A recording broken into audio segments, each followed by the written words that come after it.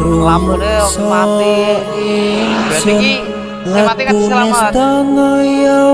Ngoni berarti. Kelawan mekak hawa kang dur angkara.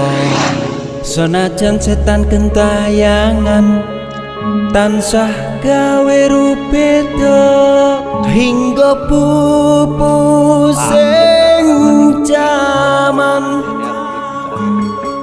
hametek ingsun nyirap kene wisa murka maperhardaning ponco sambil kula sing netra linambaran sih kawelasan ingkang paring kamulyan Sang Hyang Jati